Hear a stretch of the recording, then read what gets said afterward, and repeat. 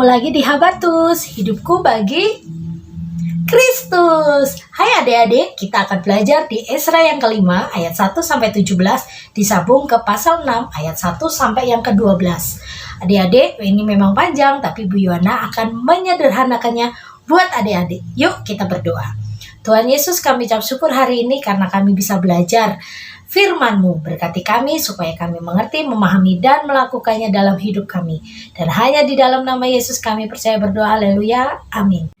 Adik-adik, kisah ini menceritakan tentang pembangunan bait Allah. Ayat 2. Pada waktu itu mulalah Zerubabel bin Shealtiel dan Yosua bin Yosadak membangun rumah Allah yang ada di Yerusalem. Mereka dibantu oleh nabi-nabi Allah.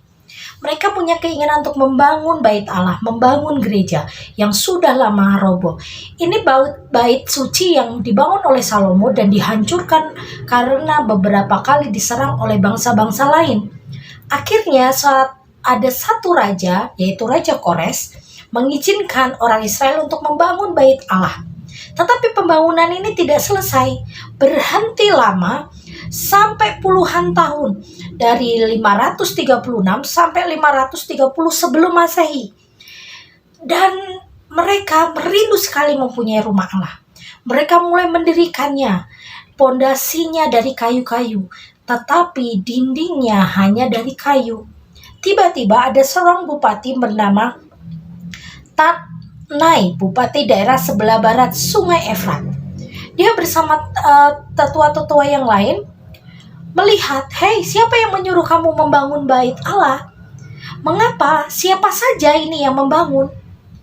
Tetapi bupati ini, Tatnai ini, bukannya menghalangi, tetapi Tuhan sendiri yang menggerakkan bupati ini untuk menulis surat kepada Raja Kores yang saat itu berkuasa. Dia menulis surat, apa yang terjadi di Yerusalem saat ini. Ada beberapa orang yang membangun bait Allah. Dan dia juga menulis apa yang terjadi di zaman dulu. Ternyata zaman dulu sudah terjadi kesepakatan antara Raja Kores dengan orang Israel untuk membangun bait Allah. Itu diungkapkan oleh para tua-tua dan diberikan bukti bahwa ada satu perjanjian antara Raja Kores dan juga orang Israel. Pembangunan bait Allah ini membutuhkan banyak sekali biaya. Dan Raja Kores menyanggupinya.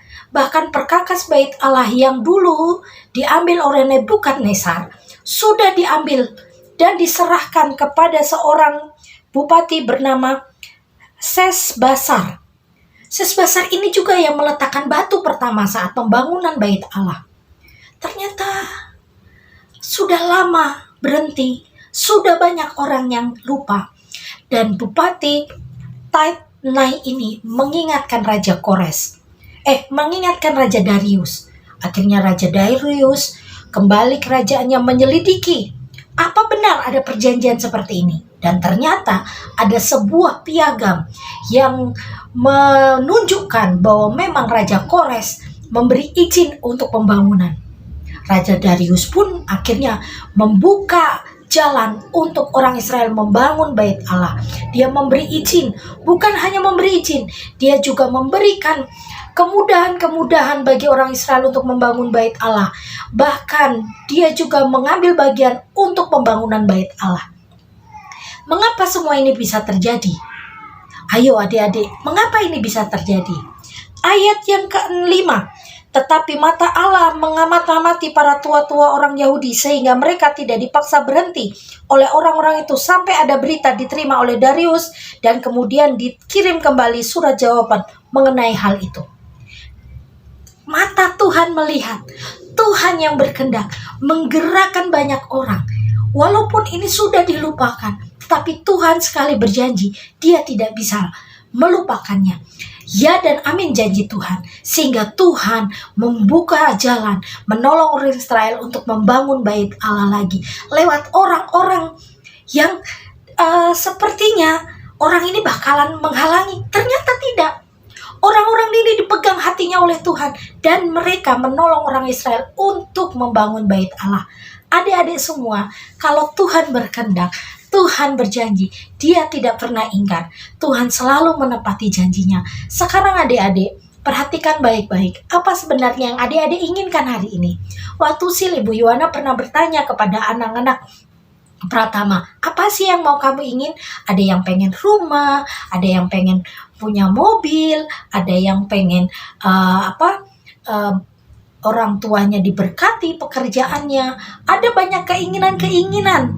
Tetapi yang ibu ingatkan kepada mereka, sertakan keinginan-keinginanmu itu di dalam doa permohonan kepada Tuhan. Dengan yakin percaya, Tuhan akan menjawabnya tepat pada waktunya. Lihat orang Israel ini ingin membangun bait Allah, sudah dimulai, tetapi berhenti lama dan akhirnya dimulai lagi. Dan banyak sekali pertolongan-pertolongan kalau Tuhan sudah berkehendak dan sudah waktunya. Adik-adik harus sabar dalam menanti jawaban Tuhan. Ada 3 jawaban Tuhan, iya, tidak, dan tunggu. Orang Israel menunggu dengan sabar dan akhirnya Tuhan menepati janjinya tepat pada waktunya. Adik-adik semua belajar sabar dalam menanti apapun yang Tuhan izinkan ya.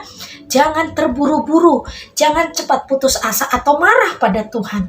Karena Tuhan yang mengerti rancangan yang terbaik dalam hidup adik-adik semua. Ingat baik-baik, apa yang Tuhan lakukan adalah yang terbaik menurut pemandangan Tuhan dan pasti terbaik dalam kehidupan adik-adik semua. Ibu Yohan juga belajar untuk sabar menanti jawaban Tuhan. Adik-adik juga harus sabar.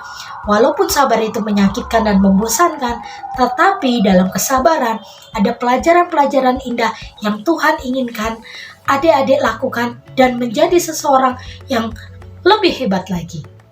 Cukup sampai di sini ya. Ibu berharap adik-adik semua mengerti, memahami, dan melakukannya. Yuk kita berdoa. Tuhan Yesus yang baik, kami ucap syukur hari ini kami bisa belajar tentang janji Tuhan. Berkati kami supaya kami bisa terus berharap pada Tuhan dan tidak pernah kecewa pada rancangan Tuhan. Walaupun bertolak belakang dengan keinginan kami, tapi kami percaya kehendak Tuhan yang jadi pasti lebih luar biasa. Dan hanya di dalam nama Yesus kami percaya berdoa. Haleluya. Amin. Selamat pagi, Tuhan Yesus memberkati. Habatus Renungan Harian Anak.